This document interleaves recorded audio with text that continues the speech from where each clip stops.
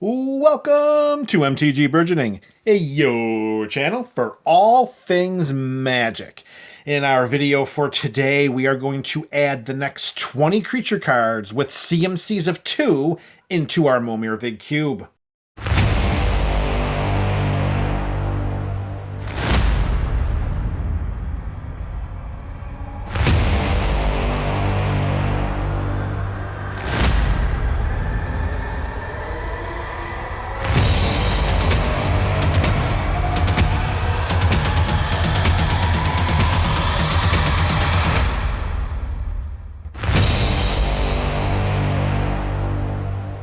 Greetings and salutations to the MTG You are the MTG Burgeoning community. Welcome back to another episode of our ongoing Momir Vig Cube Series. If you are unfamiliar with the goals of this series or you just need a refresher, you can look in the description below for a link to MTG Burgeoning's introduction to the Momir Vig Cube. And while you're down there fishing in the description, you can also click the link to Cube Cobra where you can see the entire contents of the cube as it stands right now. So here we are, we've got 20 more creature cards going into the cube, this time with mana values of 2, and we're going to get things started off with Sir Farron the Hedgehammer. We're going to the time of Throne of Eldraine. We got a 2/2 human knight, then whenever it attacks, another target attacking creature gets +X/+X till end of turn, where X is Sir Farron's power. So if we are fortunate enough to be able to send Sir Farron into combat without it dying, then we can continuously use this buffing ability and just target opponent after opponent if the stars align correctly. And of course that goes without any saying that we might have any abilities that could put counters onto Sir Farron or give it any temporary power toughness boosts or anthem effects. All right, we're shifting away from mono green and we're going to mono blue to the times of Eldritch Moon. We have Tattered Haunter. We have a 2/1 spirit with flying, and it can only block creatures with flying. Flying in Momir Vig is inordinately valuable because it is a format that is geared on combat. So any ways that we can give our creatures evasion, we want to do that every single day of the week and twice on Friday Night Magic. All right, we're going multicolored with creature number 3, and that is the Tattermunge Witch, originally appearing in Shadowmoor. We have a goblin here, a Gruul Goblin. It's a 2/1, and we can pay red and a green mana, and each blocked creature gets +1/+0 and trample until end of turn. So maybe we have a bunch of biggins on our side of the battlefield that just can't trample over any of the blockers. Well, if we have Tattermunge Witch and the appropriate Gruul colors, we can make sure that that becomes a reality. Just make sure, MTGBC, you're going to need mountains and forests in that basic land library. Back to mono green, we have Thorn Lieutenant.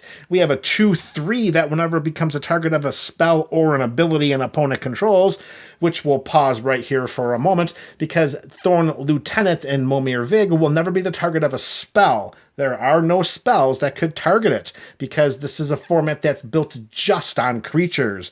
No instants, no sorceries, no enchantments, no planeswalkers. So for the purposes of this, we're going to errata Thorn Lieutenant's text here to say whenever it becomes a target of an ability an opponent controls, we will create a 1/1 green Elf Warrior creature token. In a format that's driven by creatures, any creatures that could make additional creatures are highly coveted. As an additional bonus in a mid to late game mana sink, we can jam 5 and a green mana into Thorn Lieutenant to give it +4/+4 until end of turn. I'm no math major by any means, but that's a 6/7, which could be enough to knock an opponent right out of the game. Keep in mind, each player starts with 24 life in a game of Momir Vig. All right, we're going to mono black here with Thrill Kill Assassin. Back to the days of Return to Ravnica. We have a 1/2 human assassin with Death Touch and it has the Unleash mechanic, meaning we can have this bad boy enter the battlefield with a +1/+1 counter on it, and if we do, it cannot block. So either we're going to have a 1/2 blocking Death Toucher or a 2/3 Death Toucher that's going to enter into combat every single turn. Either way, the choice will be up to the summoner of Thrill Kill Assassin. Back to mono blue for creature number 6. It is Thrumming Bird, a 1/1 bird horror with flying that whenever it deals combat damage to a player, we proliferate. There are many +1/+1 counter synergies in the Momir Vig Cube. Of course, those are not the only counters present in this cube right now, so Thrumming Bird could be one of those sneaky win conditions. Next up in our first multicolored card of this video, we have Thundersong Trumpeter. It's a 2/1 human soldier that we can turn sideways and make target creature unable to attack or block. So for the purposes of combat chicanery, which, let's face it, is what's going to end up winning a lot of games in Momir Vig, Thundersong Trumpeter could be one of our biggest threats or one of our best defensive creatures. All right, we're going back to mono red, and this time it's War of the Spark for T-Balt's Rager. Yeah, we got T-Balt's Rager here. It's a 1/2 devil that when it dies, it's going to deal 1 point of damage to any target, which could be the potential creature removal that this format sorely needs. Remember, without any instant or sorcery spells, removal is as rare as winter roses. We can also pay 1 and a red mana to give T-Balt's Rager +2/+0 until end of turn. Of course, that's only an activated ability that can be activated if we've got those mountains on our side of the battlefield, so make sure you diversify those basic land libraries, MTG All right, for our third mono blue creature of this video, we have Tidebinder Mage, back to the time of Core Set 2014. Now, it's a 2/2 Merfolk Wizard that when it ETBs, will tap target red or green creature an opponent controls. That creature will not untap during its controller's untap step for as long as we control Tidebinder Mage. Now, of course, all creatures summoned to the battlefield are done so randomly through the cube, so it is possible that Tidebinder Mage could hit the field and not have any red or green creatures to tap down. But it might be worth taking that risk if it does come down and tap down a creature for as long as we have Tidebinder Mage on our side of the battlefield. All right, we're going for our third mono-red creature of this video, and we're going back to the time of Rivals of Ixalan. It is Tilinali's Summoner. We have a 1/1 human shaman with the Ascend mechanic. So the Ascend mechanic is if we control 10 or more permanents, we get the City's Blessing for the rest of the game, and no one can take that away from us. City's Blessing is just one of those things like the Planeswalker emblems. Once we've got it, there's no way to get rid of it. So what can we do with the City's Blessing? Oh, I'm so glad you asked. Whenever Tilinali's Summoner attacks, we may pay X and a red, and if we do, we create X 1/1 red elemental creature tokens that are tapped and attacking. At the beginning of the next end step, we exile those tokens unless we have the City's Blessing. So we need the City's Blessing to keep those 1/1 hasty elemental token. I guess we can call them hasty, because they are attacking the first turn they come into play. If we want to keep them around, we need the City's Blessing. And of course, this can only be activated if you have the red mana to do so. So what we're really looking at here is you got to make sure that you have the City's Blessing, maybe 1 or 2 ways to protect Tilinali's Summoner, and a whole bunch of mana to jam into it, because that could end up becoming a game-ending and game-winning spell from the 2-drop section of the Momir Vig Cube, which that is just ridiculous. All right, the second half of our creatures begins with another mono blue edition, and we're staying with Rivals of Ixalan. This time it's Time Stream Navigator. We have a 1/1 human pirate wizard with, again, the Ascend mechanic. So that's going to apply to Time Stream Navigator just the same way it applied to Tilinali's Summoner. But what we can do with the Time Stream Navigator is pay 2 and 2 blue mana and put Time Stream Navigator on the bottom of its owner's library to take an extra turn after this one. But we can only do that if we have the City's Blessing, and we can only do that if we have the 2 blue mana sources to do so. So diversify those basic land libraries. All right, next up we have creature number 12 in our first mono white edition. It is Tithe Taker or Tithe Taker. We're going to go with Tithe Taker. It's a 2/1 human soldier, and during our turn, spells our opponents cast, we're going to just edit that part right now because no opponents can cast spells during our turn. This is Momir Vig. You can only jam your mana into the Momir Vig Simic Visionary Avatar as a sorcery and only during your turn, of course.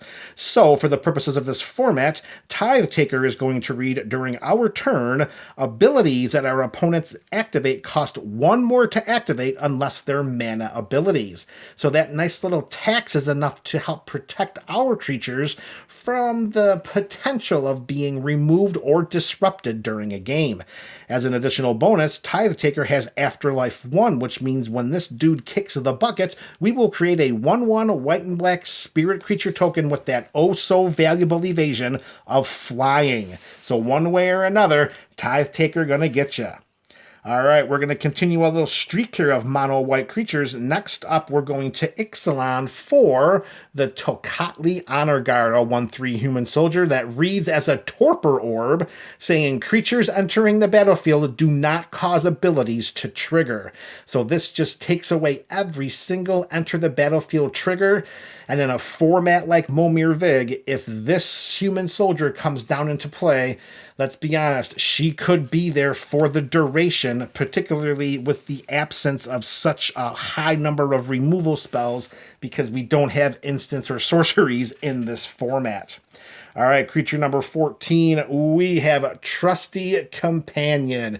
We have a 3/2 Vigilant Hyena. That's right, folks, that is a hyena. It cannot attack alone. It's so trustworthy, it needs someone to attack with it, or it just sits on our side of the battlefield collecting dust. All right, next up, we're going back to mono red. We have the Unchained Berserker, a 1/1 with protection from white. Nice to have that protection in the Momir Vig Cube because, let's face it, any creatures that can gain some form of advantage are going to be so much more valuable than the creatures that can't. An Unchained Berserker gets +2/+0 as long as it's attacking. So if our opponents control a battlefield filled with white creatures, we can confidently we can confidently send Unchained Berserker into combat as a 3/1, knowing that it's going to survive that combat phase. All right, we're down to the last 1/4 of this video. 5 creatures left. We have mono black here with Undead Augur. Whenever this or another zombie we control dies, we draw a card and we lose 1 life. There are a high number of zombies in this cube, although it's no guarantee that there will be enough on our side of the battlefield to make use of Undead Augur's triggered ability. It should be noted that any time that we can get some kind of peripheral card draw could be very, very useful because remember, in order to summon a copy of a creature from the Momir Vig Cube, we must discard a card from our hand.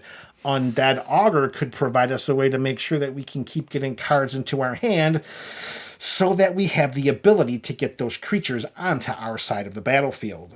Staying with mono black, we're going with Vampire Hexmage. She's not vampire. Well, she is vampiric, but she's vampire. She's not sadistic. She's Vampire Hexmage. I believe she is original Zendikar. She's a 2/1 vampire. She has first strike, and we can sacrifice her to remove all counters from target permanent.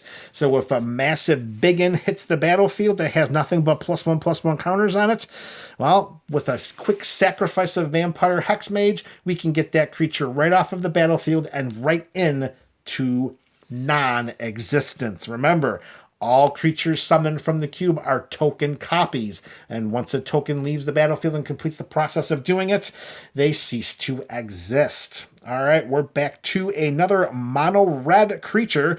It's another devil. It is Vengeful Devil, 1/1 with haste, and it has the morbid mechanic, meaning that we can tap and we can tap Vengeful Devil to deal 1 damage to any target, but we can only do that if a creature died this turn. Doesn't have to be one of our creatures, doesn't have to be during one of our turns. It could be opponent on opponent creature deaths, and then we can tap the Vengeful Devil to deal 1 point of pinging damage to anything we want.